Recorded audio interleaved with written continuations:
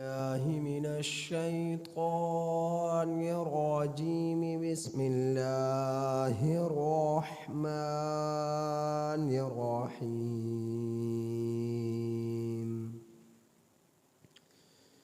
يا أيها الناس اتقوا ربكم الذي خلقكم من نفس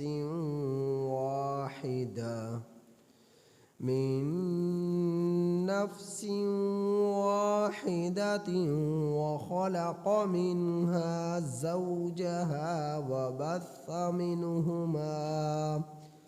وبث منهما رجالا كثيرا ونساء. واتقوا الله الذي تساءلون به والأرحام إن الله كان عليكم رقيبا. وآتوا اليتامى أموالهم ولا تتبدلوا الخبيث بالطيب ولا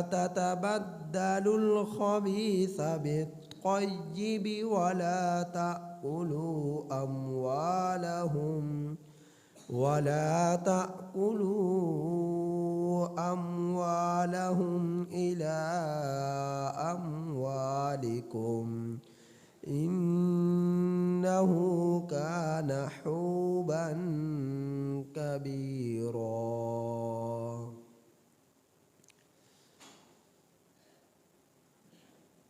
یہ سورۃ النساء ہے.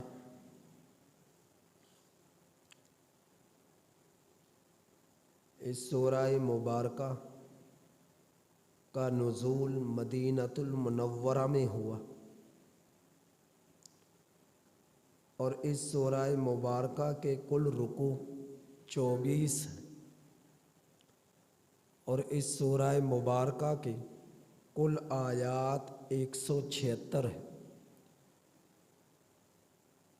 سورۃ النساء مدینۃ المنورہ میں اس کا نزول ہوا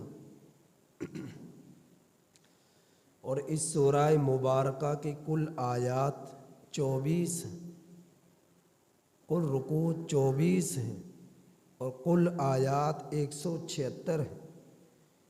اس سورہ مبارکہ کی ابتدائی آیات کا ترجمہ یہ ہے: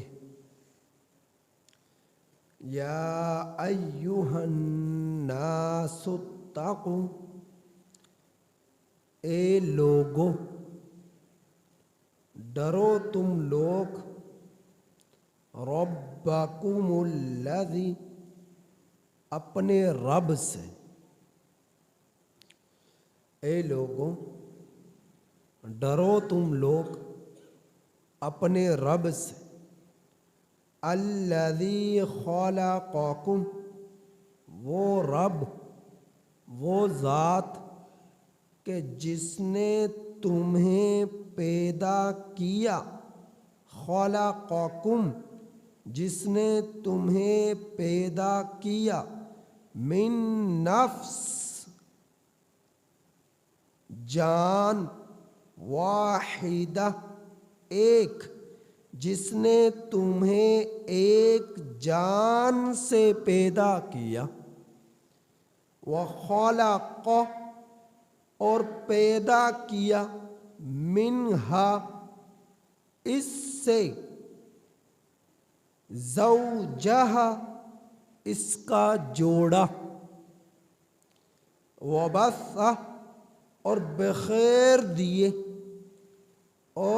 بخیر دیے منہما ان دونوں سے، رجالن مرد، کثیرا بہت زیادہ، اور پھیلا دیے اور بخیر دیے ان دونوں سے بہت سارے مردوں کو، ونساء اور عورتوں کو، واتقوا اللہ الذی، اور تم لوگ ڈرو اللہ سے.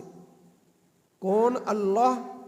الذی تساءلون بہ، جس کے نام کے ساتھ تم لوگ سوال کرتے ہو. والارحام، اور ڈرو تم لوگ قرابت داری سے.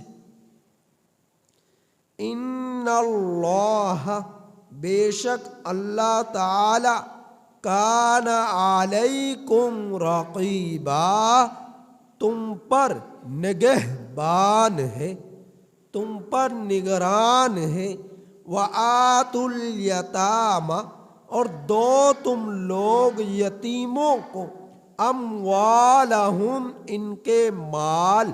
ولا تتبدلوا الخبیث، اور نہ تم لوگ تبدیل کرو ردی کو، بالطیب، عمدہ مال کے ساتھ، اور نہ بدلو تم لوگ ردی مال کو، الخبیث، ردی کو، بالطیب، عمدگی کے ساتھ، عمدہ کے ساتھ، یعنی ردی مال کو عمدہ مال کے ساتھ نہ بدلو.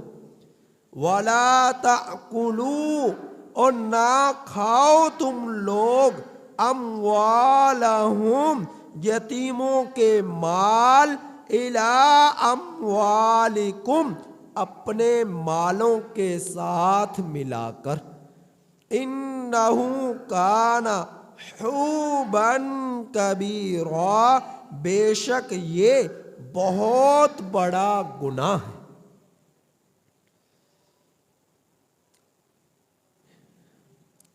اللہ جل جلالہ نے سورۃ النساء کا نزول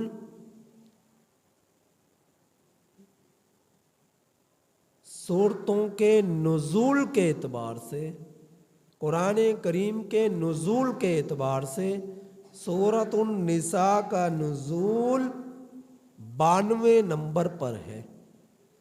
یعنی سورۃ النساء کا جس وقت نزول ہوا، اس سورہ مبارکہ سے قبل 51 سورتوں کا نزول ہو چکا تھا.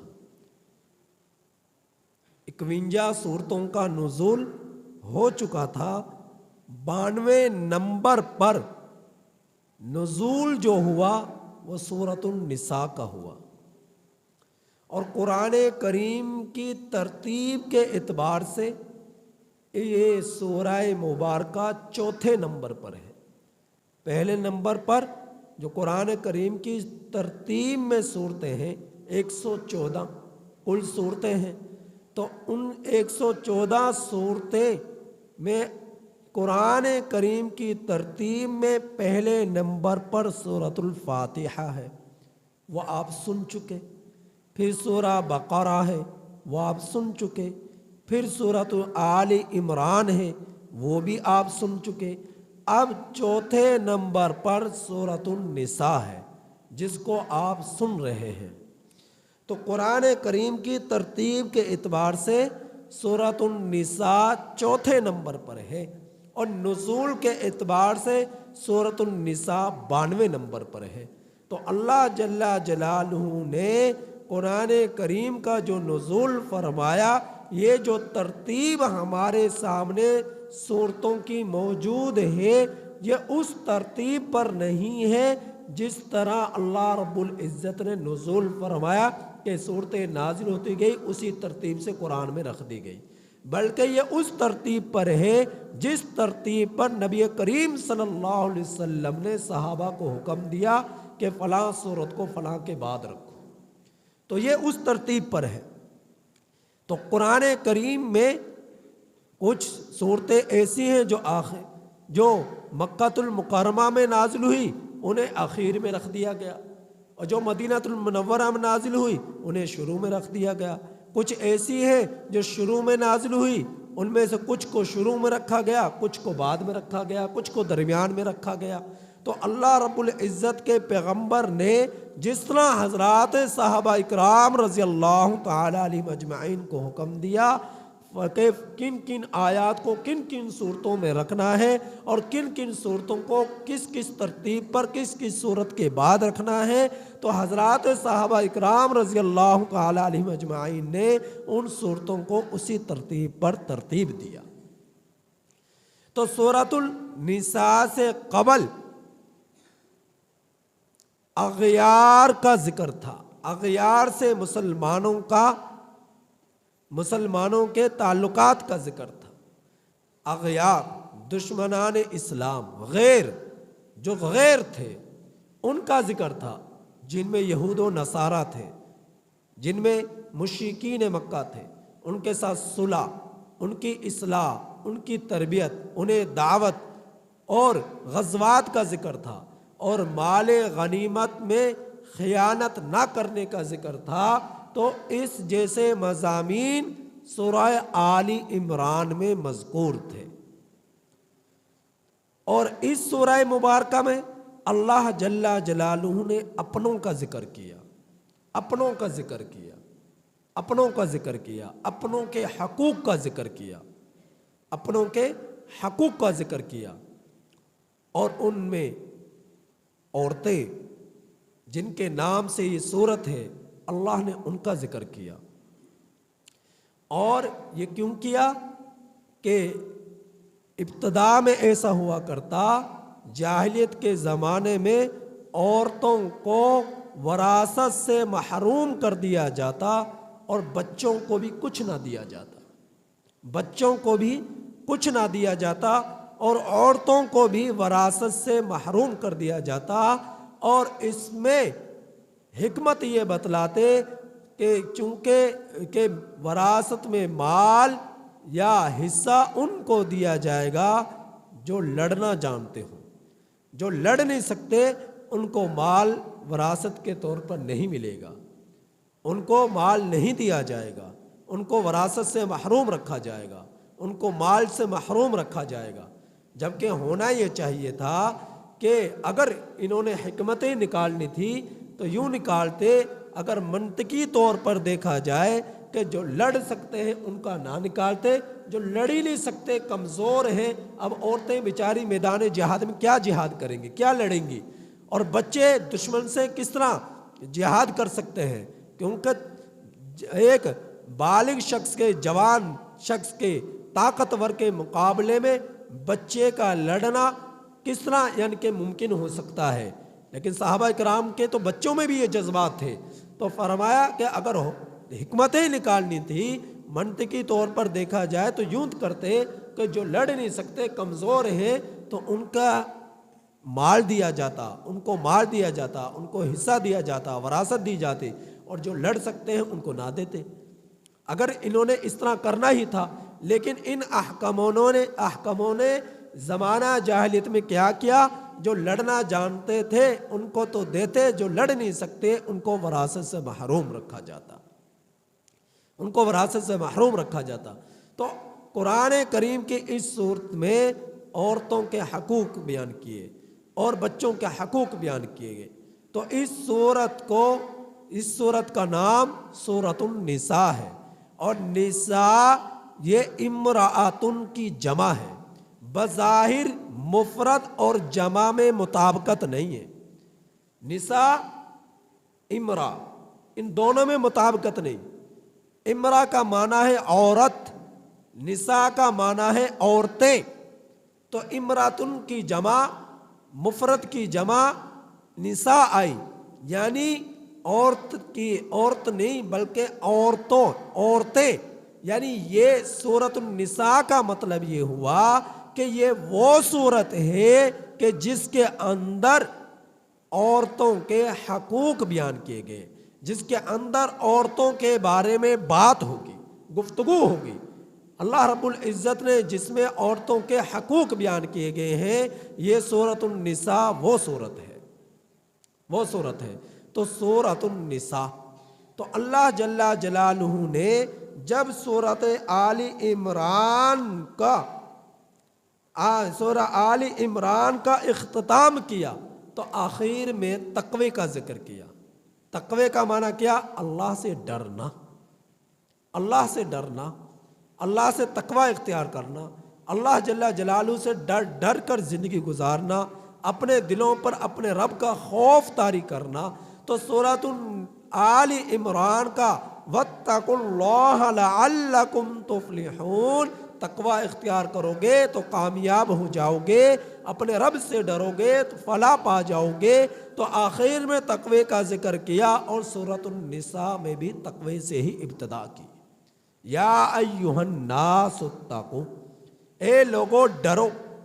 اب یا ایھا الناس، اس میں الناس میں تمام انسانیت مراد ہے، تمام انسانیت کو خطاب ہے، چاہے وہ لوگ ہوں جس وقت قرآن کریم کا نزول ہو رہا تھا، یا وہ لوگ ہوں جو نزول قرآن کے وقت موجود نہیں تھے، بعد میں آئے یا بعد میں آ رہے ہیں یا قیامت تک آئیں گے، سب کے لیے میرے رب نے خطاب فرمایا یا ایھا الناس اتقوا، اے لوگو ڈرو تم لوگ۔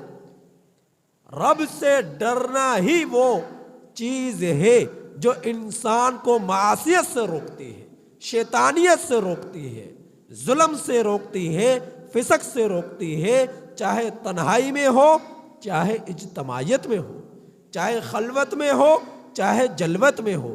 رب سے ڈر ہی وہ چیز ہے جو انسان کو رب سے قریب کر دیتا ہے، انسان کو متقی بنا دیتا ہے۔ تو یہ ڈر یہ ایسی چیز ہے۔ تو اللہ رب العزت نے فرمایا یا ایھا الناس، اے لوگوں ڈرو تم۔ اب لوگ چاہے عربی ہوں، چاہے اجمی ہوں، چاہے طاقتور ہوں، چاہے کمزور ہوں، چاہے جوان ہوں، چاہے بوڑھے ہوں، چاہے گورے ہوں، چاہے کالے ہوں، چاہے عربی ہوں، چاہے اجمی ہوں، چاہے مشرق کے رہنے والے ہوں، چاہے مغرب کے رہنے والے ہوں، چاہے شمال کے رہنے والے ہوں، چاہے جنوب کے رہنے والے ہوں، تو غریب ہو، امیر ہو، وزارت پر فائز ہو یا صدارت پر قائم ہو، یا جو ہے آپس میں باپ ہو یا بیٹا ہو، خامد ہو یا بیوی ہو، بھائی ہو یا بہن ہو، چچا ہو یا تایا ہو، بھانجا ہو یا بہنوئی ہو، اور بھائی ہو یا بھتیجا ہو، اور جتنے بھی قرابت داریاں ہیں یا پڑوسی ہیں یا ایک ہی بستی کنبے قبیلے میں رہنے والے ہیں یا ایک محلے میں رہنے والے ہیں یا شہر میں رہنے والے ہیں یا ملک میں رہنے والے ہیں یا اپنے وطن کی سرزمین ہے یا غیروں کے وطن کی سرزمین ہے، جہاں کہیں بھی لوگ ہیں ہمیشہ اپنے رب سے ڈرتے رہے۔ تو یہ ڈر وہ چیز ہے جو انسان کو اپنے رب کے قریب کر دیتی ہے۔ رب سے ڈرنا، رب سے تقوی اختیار کرنا۔ تو اللہ جل جلالہ نے تمام انسانیت کو مخاطب فرمایا ہے یا ایھا الناس اتقوا، اے لوگو ڈرو تم لوگ، ربکم الذی، اپنے رب سے۔ کون رب ہے؟ پھر رب نے اپنا تعارف کرایا۔ پہلے نمبر پر تو رب نام آیا، اللہ نہیں آیا، رب آیا۔ رب میں کیا ہے؟ باپ اپنے بچے کی پرورش کرے تو بیٹے کے نظروں میں باپ بھا جاتا ہے، میرا باپ ہے۔ ماں پرورش کرے، ماں بے اولاد کی نظروں میں بھا جاتی ہے کہ میری ماں ہے، اور اس پر چچے تائے کے، بڑے بھائی کے احسانات ہوں، بہنوں کا اس کے ساتھ حسن سلوک ہو، اس کی دیکھ بھال ہو، اس کے دل میں اتر جاتے ہیں یہ میرا بھائی ہے، یہ میرا بڑا بھائی ہے، یہ میری بہن ہے، اور یہ میرا باپ ہے، یہ میرا ماموں ہے، یہ میرا چچا ہے، یہ میرا تایا ہے۔ تو یہ پرورش، اس پر جو نگرانی کر رہے ہیں، یہ کیا ہے؟ پرورش کرنے والے کی محبت اپنے ماتحتوں کے دلوں میں خود بخود سرایت کرتی جا رہی ہے۔ تو رب تو وہ ہے جس نے پوری کائنات کی پرورش کی، جس کی نگرانی میں پوری کائنات پھل رہی ہے، پھول رہی ہے، پوری کائنات جس کی نعمتوں سے استفادہ حاصل کر رہی ہے۔ تو پھر یہ لوگ اپنے رب سے محبت کیوں نہیں کرتے؟ اپنے رب سے محبت کیوں نہیں کرتے؟ جو رب انہیں کھلا رہا ہے، پلا رہا ہے، انہیں سانسیں دے رہا ہے، انہیں حسن دے رہا ہے، انہیں طاقت دے رہا ہے، انہیں مال دے رہا ہے، انہیں خزانے دے رہا ہے، انہیں گاڑی بنگلے دے رہا ہے، انہیں عزت دے رہا ہے، انہیں شہرت دے رہا ہے، تو اس رب کی عبادت یہ لوگ کیوں نہیں کرتے؟ اور رب کی پکار پر یہ لوگ کیوں نہیں آتے؟ اس رب کے بلاوے پر یہ لوگ نمازیں کیوں نہیں پڑھتے؟ اس رب کے کلام سے یہ لوگ محبت کیوں نہیں کرتے؟ تو اللہ جل جلالہ رب کا لفظ لے کر آئے، اللہ کا لفظ لے کر نہیں آئے، رب یہاں پر لا کر بتلا دیا، اے لوگوں تمہارے دلوں میں اپنے رب کی محبت ہونی چاہیے، کیونکہ وہ رب تم سے تمہاری پرورش کر رہا ہے، تمہیں دیکھ رہا ہے، تمہیں پال رہا ہے، اس کی نگرانی میں تم پھل رہے ہو، پھول رہے ہو، تو تمہارے والدین کے تم پر تھوڑے احسانات ہیں، تمہارے بھائی تمہارے خاندان کے تم پر تھوڑے احسانات ہیں، اس رب کے تو احسانات ایک ایک نعمت کے اعتبار سے اس قدر ہیں، تم اس کا ہر جانا ہی ادا نہیں کر سکتے۔ تو اس رب سے محبت کرو، اس رب سے تم لوگ ڈرو۔ فرمایا اس کا دوسرا احسان کیا ہے؟ خلقکم، تمہیں پیدا کیا، من نفس واحدہ، ایک جان سے، اور وہ جان کون ہے؟ حضرت آدم علیہ السلام۔ تو ہم سب کے باپ کون ہے؟ حضرت آدم، حضرت آدم علیہ السلام۔ تو اللہ نے انسانوں میں سب سے پہلے جس کو وجود دیا وہ حضرت آدم علیہ السلام ہے۔ تو حضرت آدم علیہ السلام سے آپ دیکھ رہے ہیں یہ دنیا، یہ کائنات حضرت آدم کی اولاد سے بھری ہوئی ہے، اجمی ہے یا عربی ہے، مشرقی ہے یا مغربی ہے، شمالی ہے یا جنوبی ہے، جہاں بھی لوگ موجود ہیں سب کے باپ جد امجد حضرت آدم علیہ السلام ہے۔ تو اللہ نے ایک جان سے پیدا کیا تمام لوگوں کو۔ فرمایا وَخَلَقَ مِنْهَا، اور اس سے پیدا کیا، حضرت جان سے، ایک جان سے، نفس مؤنث، منہا ہا نفس کی طرف لوٹ رہی کہ ایک جان سے، اس جان سے پیدا کیا، زوجہا، اس کا جوڑا۔ کون سا جوڑا؟ حضرت حوا علیہ السلام، حضرت اما حوا علیہ السلام کو پیدا کیا حضرت آدم علیہ السلام سے۔ نبی کریم صلی اللہ علیہ وسلم کا ارشاد غرامی ہے، میرے نبی نے فرمایا آدم علیہ السلام کو وجود دینے کے بعد میرے رب نے حضرت اما حوا علیہ السلام کو حضرت آدم علیہ السلام کی بائیں پسلی سے پیدا فرمایا، انہیں وجود دیا۔ اب یہ ایک سے دو ہو گئے، اب یہ ایک سے دو ہو گئے۔ اما حوا سے بھی پہلے کون تھے؟ آدم، اور آدم کے وجود سے کون آئے؟ اما حوا علیہ السلام۔ پھر میرے رب نے فرمایا اے لوگو ذرا غور کرو، پھر دیکھو میں نے تمہیں کس طرح پھیلایا، پھر دیکھو میں نے تمہیں کس طرح بخیرا۔ پھر اللہ نے فرمایا وَبَثَّ مِنْهُمَا رِجَالًا كَثِيرًا، دونوں سے، منہما، ہما ضمیر کا مرجع آدم اور حوا ہے، ان دونوں سے، حضرت آدم اور حوا سے، ان کے باہمی اختلاط سے پھر میرے رب نے فرمایا رجالاً کثیرا، بہت سارے مردوں کو پیدا فرمایا۔ وبثا، پھیلایا، منہما، ان دونوں سے، رجالاً کثیرا، بہت سارے مردوں کو، ونساء، اور بہت ساری عورتوں کو، بہت ساری عورتوں کو۔ اس سے معلوم کیا ہوا ہم سب کا، چاہے وہ پاکستانی ہو، چاہے وہ عربی ہو، چاہے وہ اجمی ہو، چاہے وہ بادشاہ ہو، چاہے وہ وزیر ہو، چاہے وہ غریب ہو، چاہے امیر ہو، کالے ہوں یا گورے ہوں، ان سب کے جد امجد والدین جو ہیں وہ حضرت آدم علیہ السلام اور حضرت حوا علیہ السلام ہے، ہم سب کے والدین۔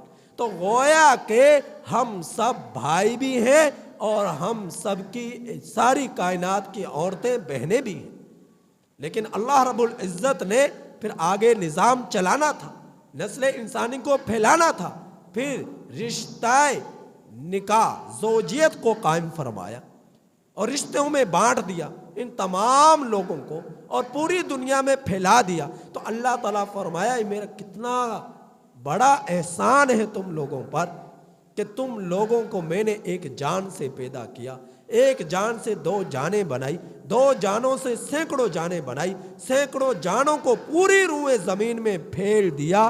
میں وہ رب ہوں تمہارا، میں وہ ذات ہوں، میں وہ رب ہوں تمہارا، تو کیوں نہیں مجھ سے ڈرتے؟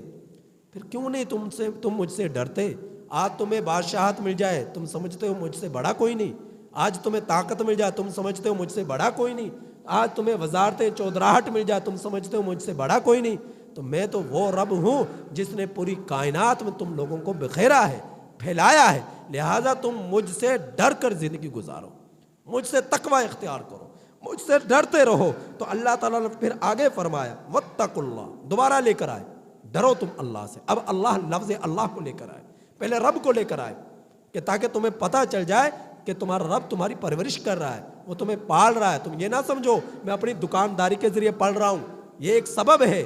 تم یہ نہ سمجھو میں تجارت کے ذریعے پڑھ رہا ہوں، یہ ایک سبب ہے۔ تم یہ نہ سمجھو میں مال کے ذریعے، اپنی کھیتی باڑی کے ذریعے، زراعت کے ذریعے، میں اپنی زمینی پیداوار کے ذریعے پڑھ رہا ہوں، نہیں نہیں، یہ دھوکہ ہے۔ اصل پالنے والی ذات تمہارے رب ہے، تو اس رب کے، وہ رب تمہارا سب سے بڑا محسن ہے، تم اس کی مان کر زندگی گزارو، اس سے ڈرو۔ پھر دوبارہ فرمایا واتقوا اللہ، تم ڈرو اللہ سے۔ اب دیکھیں یہ اللہ رب العزت تمہید باندھ رہے، تقوی کے ساتھ تمہید باندھ رہے۔ اب حقوق کا آگے ذکر فرما رہے، ابھی اپنے، کیونکہ سب سے بڑا رگ، سب سے بڑا حق اگر ہماری ذات پر، ہمارے نفس پر، ہمارے وجود پر، ہماری جان پر اگر کسی کا ہے تو وہ اللہ کا ہے۔ تو اللہ تعالیٰ پہلے اپنے سے ڈر پیدا کر رہے ہیں، کیونکہ ڈر ہی وہ چیز ہے کہ جو انسان کو اللہ کی مخلوق کے حقوق کی رعایت کرنے کا حکم دیتا ہے، حقوق کے رعایت کرنے کی طرف راغب کرتا ہے، کھینچتا ہے کہ تم کس طرح آپس میں ایک دوسرے کے حقوق کی پاسداری کر سکتے ہو، ایک دوسرے کے ساتھ حسن سلوک کر سکتے ہو۔ اس کے لیے تمہیں اپنے رب سے ڈرنا پڑے گا۔ تو انسان جو ہے اس کے لیے دو چیزیں ہیں، ایک چیز وہ ہے جو قوت زور کے ذریعے سے انسان عمل درآمد کرتا ہے کسی بھی کام پر، جیسے بے ہے، شراء ہے، اجارہ ہے، تجارت ہے، کرایہ داری ہے، یہ چیزیں کیا ہیں؟ قوت زور کے ذریعے سے بھی انسان اپنا حق لے سکتا ہے، قوت زور کے ذریعے سے بھی۔ تجارت ہے، بے و شراء کا معاملہ ہے، ایک دوسرے کے حق تلفی ہو رہی ہے، قانونی طور پر جائے عدالت میں اپنا فیصلہ کروا سکتا ہے، اپنا حق لے سکتا ہے۔ اجارہ ہے، قانونی طور پر اپنا حق لے سکتا ہے۔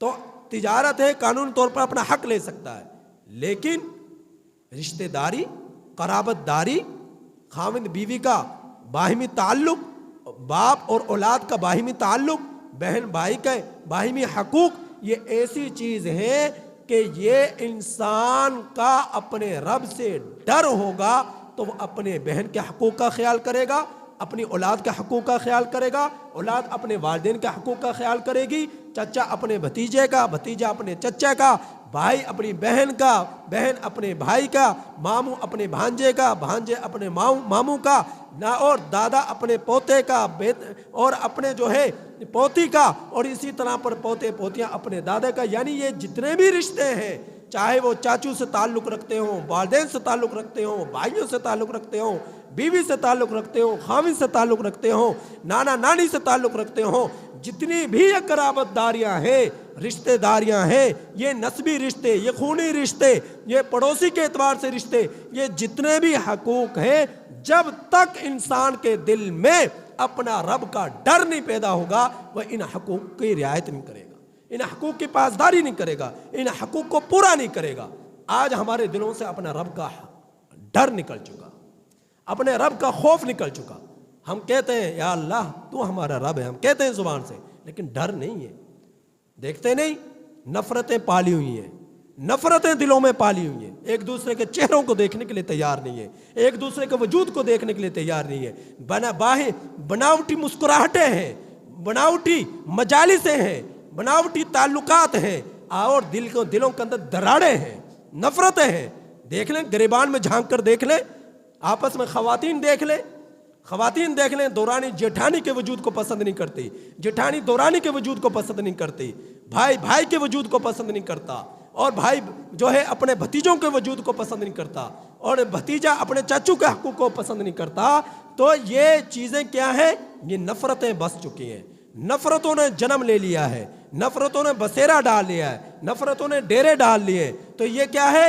اللہ تعالیٰ سے ڈر کی کمی, اللہ رب العزت سے خوف کی کمی. یہ ایسی چیز ہے جب تک اپنے رب سے ڈر پیدا نہیں ہوگا تب تک ایک دوسرے کے حقوق کی رعایت نہیں ہوگی, ایک دوسرے کی رعایت نہیں ہوگی. تو اللہ رب العزت نے پھر آگے فرمایا واتقوا اللہ, ڈرو تم اللہ سے. کون اللہ؟ وہ اللہ تساءلون بہ والارحام, جس کے نام کے ساتھ, جس کی ذات کے ساتھ تم سوال کرتے ہو. اللہ کے نام پر 10 روپے دے دو, اللہ کے نام پر 100 روپے دے دو, جس کے نام اللہ کی قسم میں یہ کام کروں گا, اللہ کے لیے میرا یہ کام کر دے. اللہ کا واسطہ دے دے کر تم ایک دوسرے سے اپنے معاملات طے کرتے ہو, ایک دوسرے سے اپنے کام لیتے ہو. اللہ کا نام لے لے کر, واسطے دے دے کر تم ایک دوسرے سے اپنے معاملات کرتے ہو. کبھی رب کی قسمیں کھا رہے ہو, کبھی رب کے نام پر تم اپنی ذات کے لیے مانگ رہے ہو, سوال کر رہے ہو. تو اللہ تعالیٰ فرما رہے اس رب سے تم ڈرو جس کا نام تمہاری زبانوں پر, تمہارے سوالوں میں ہوتا ہے, تمہارے ایک دوسرے کے تعلقات میں ہوتا ہے, معاملات میں ہوتا ہے. اس رب کا تم نام لے لے کر اپنے معاملات طے کرتے ہو, اپنے جو ہے ضروریات پورے کرتے ہو. تو اس رب سے ڈرو بھی. والارحام, اور ارحام یہ رحم کی جمع ہے, رحم کی جمع ہے. یہ رحم وہ چیز ہے جس سے وجودوں نے وجود پایا ہے, نفسوں نے وجود پایا ہے, مردوں نے وجود پایا ہے, عورتوں نے وجود پایا ہے. یہ رحم وہ چیز ہے. تو ایک رحم سے سب آئے, تو رحم کی جمع ارحام ہے. تو قرابت داری, رشتہ داری جب ایک رحم سے آئے تو ان کے آپس میں تعلقات ہیں, یہ آپس میں یکجان ہے. اسی وجہ سے اللہ کے نبی نے بھی فرمایا تھا نا کہ المؤمن مرآت المؤمن, مومن مومن کا آئینہ ہے. اپنے میں دوسرے میں داغ دیکھے, دوسرے میں نہیں, بلکہ یوں محسوس کرے مجھ میں داغ ہے اور میرے بھائی سے یہ برائی دور ہو جائے. مومن کو تکلیف ہو, دوسرے مسلمان اس کی تکلیف کو دیکھے تو اس تکلیف کو خود محسوس کرے, نہیں اس میں نہیں, یہ میری تکلیف ہے, میں اس کی تکلیف کو دور کروں. اللہ کے نبی نے ایسا دین دیا, ہمیں ایسی محبتیں قائم کی. تو اللہ تعالیٰ فرمایا رشتہ داری کے معاملے میں ڈرو. آج رشتہ داری کے معاملے میں کوئی نہیں ڈر رہا. وراثتوں کے حق تلفی کی جا رہی ہے, وراثت میں حق تلفی کی جا رہی ہے, تعلقات میں دراڑیں پیدا کی جا رہی ہے, ایک دوسرے حقوق کو سلب کیا جا رہا ہے, ایک دوسرے حقوق کو پامال کیا جا رہا ہے. تو رشتہ داری کے معاملے میں ہم لوگ نہیں ڈر رہے. اللہ فرما رہے ہیں ڈرو تم, رشتہ داری کے معاملے میں تعلقات کو نبھاؤ, قرابت داریوں کو نبھاؤ, حقوق کو نبھاؤ, پورا اترو. تو اللہ رب العزت آگے فرما رہے اگر تم ایسا نہیں کرو گے تو یاد رکھو ان اللہ کان علیکم رقیبا, تمہارے اوپر تمہارا رب نگران ہے, تمہیں دیکھ رہا ہے, تمہیں دیکھ رہا ہے. اللہ رب العزت مردوں کو بھی دیکھ رہا, عورتوں کو بھی دیکھ رہا, طاقتور کو بھی دیکھ رہا, کمزور کو بھی دیکھ رہا, اپنوں کو بھی دیکھ رہا, غیروں کو بھی دیکھ رہا. سب کے اوپر میرے رب کی نگرانی ہے. چاہے وہ تنہائی میں تب بھی نگران ہے, وہ دیکھ رہا ہے. اگر وہ اجتماعیت میں تب بھی وہ نگران ہے, وہ تمہیں دیکھ رہا ہے, تمہارے اندر کو بھی دیکھ رہا ہے, تمہارے ظاہر کو بھی دیکھ رہا ہے. تو اللہ رب العزت سے کوئی چیز پوشیدہ نہیں ہے. جب ہر انسان کے دل میں یہ بات آ جائے گی کہ میرا رب مجھے دیکھ رہا ہے تو اس کا دل دوسرے کے لیے صاف ہوگا, شفاف ہوگا, اور دوسرے کے لیے تعلقات کو وہ اپنے رب سے ڈر کر نبھائے گا اور محبت پیدا کرے گا. بناوٹی محبتیں نہیں ہوں گی, بناوٹی تعلقات نہیں ہوں گے, کیونکہ اسے پتا ہے لوگوں کو تو بناوٹی طور تعلقات مسکراہٹیں دکھا کر میں خوش کر سکوں گا, لیکن میرا اندر جو اس کے لیے نفرت کی آگ سلگ رہی ہے, بھڑک رہی ہے, اس آگ کو تو میرا رب دیکھ رہا ہے نا. تو میں اگر اس آگ کو اپنے سینے سے نہیں نکالوں گا تو میرا رب اس وقت تک مجھ سے راضی نہیں ہوگا, وہ تو مجھے دیکھ رہا ہے. اس وجہ سے اپنے سینے کی آگ کو بجھاؤ, اپنے سینے کی آگ جو سلگ رہی ہے, جو بھڑک رہی ہے, اس کو بجھاؤ اور اس سینے کو وسیع کرو, کشادہ کرو اپنے بھائیوں کے لیے, اپنے خاندان کے لیے, اپنے پڑوسیوں کے لیے, اپنے رشتہ داروں کے لیے, اپنے قرابت داروں کے لیے. اس سینے کو کشادہ کرو. جب یہ سینہ وسیع ہوگا تو پھر اللہ تم سے راضی ہوگا, پھر اللہ تم سے راضی ہوگا. اور اگر تم نے یہ نفرتیں چھپائی رکھی, اللہ نہ کرے اسی حالت میں موت آ گئی, موت آ گئی, تو موت کا آنا اسی حالت میں انسان کے لیے تباہی ہے، انسان کے لیے بربادی ہے۔ تو میرے نبی نے فرمایا لا يدخل الجنت قاطع، قطع تعلقی کرنے والے کو اللہ کبھی جنت میں داخل نہیں کرے گا۔ قطع تعلقی، تعلقات توڑنے والے کو جنت میں داخل نہیں کرے گا۔ تو اللہ تعالیٰ نے فرمایا کہ جو اللہ کے نبی صلی اللہ علیہ وسلم نے فرمایا جن چیزوں کا فوراً بدلہ دیا جاتا ہے ان میں ایک چیز صلح رحمی بھی ہے، کہ تم صلح رحمی کرو گے تو اس کا بدلہ تمہیں فوراً ملے گا، اس کا بدلہ تمہیں تمہارا رب فوراً دے گا، اپنی رحمت سے، اپنی جو ہے رضا سے، اور اللہ تعالیٰ اس سے تمہیں سکون دے گا، تمہیں جنت نصیب کرے گا۔ اگر تم نے صلح رحمی کو عام کیا، صلح رحمی کو عام کیا، تعلقات کو نبھایا، تو اس کا بدلہ تمہیں فوراً ملے گا اور اللہ تم سے محبت کرے گا، اللہ جل جلالہ کی ذات تم سے محبت کرے گی۔ تو اگلی آیت کریمہ میں یتیموں کے حقوق بیان کیے، انشاءاللہ اس کو میں کل بیان کروں گا۔ اللہ تعالیٰ سے دعا ہے کہ اللہ تعالیٰ ہمیں قرآن کریم کی ان آیات کی صحیح معنی میں سمجھ عطا فرمائے اور عمل کرنے کی توفیق عطا فرمائے۔